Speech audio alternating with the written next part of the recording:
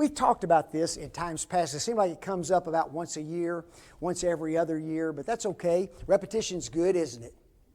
In Matthew 19:17, why did Jesus not want to be called good? Even though He knew He was perfect, even though He knew He was the sinless Son of God.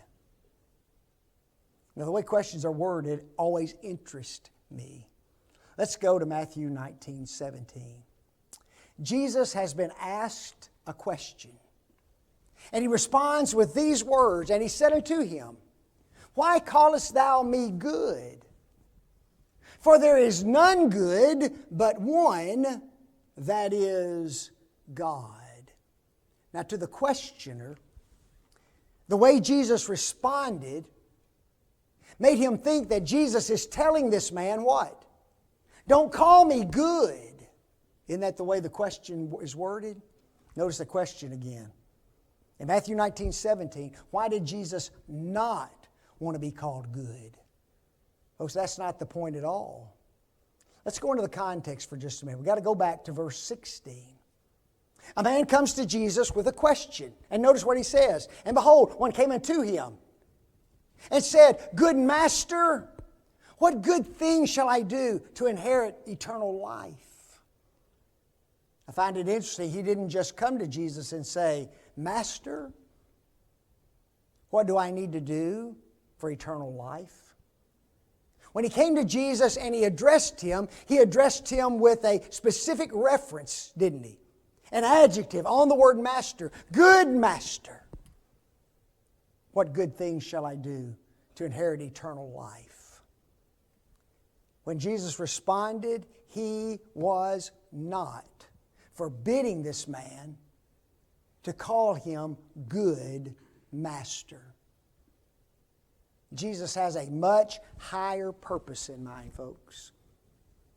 He is about to stress to this man a major lesson. And the lesson starts with this: words have meaning. Don't they? Words have meaning.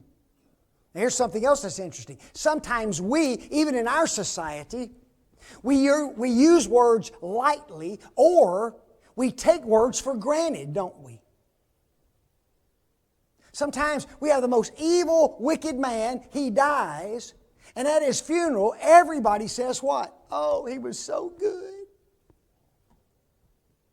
But he drank, and he smoked, and he ran around, and he cussed. He never went to church. He was never a child. He was such a good guy. But we just take words for granted, don't we? We don't even think about the use of our words sometimes.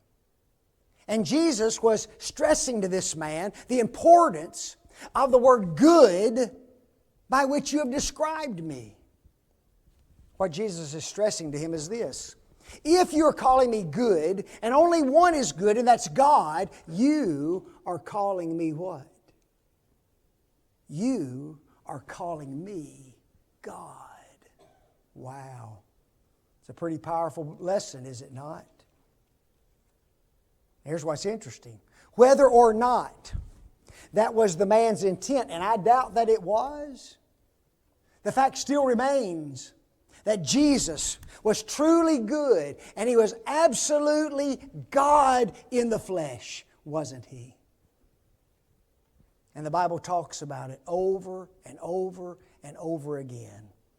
And the Word was God, John 1:1. And the Word was made flesh, John 1:14.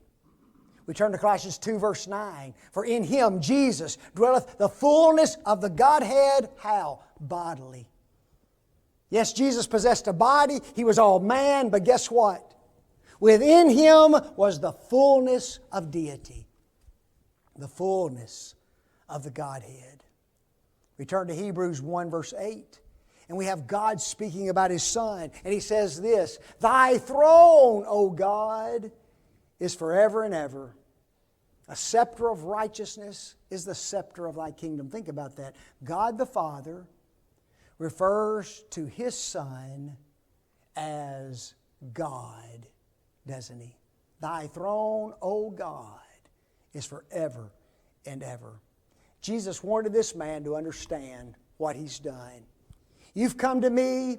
You've addressed me as good master. You need to understand that what you are calling me is God in the flesh. What a lesson that was taught that man that day.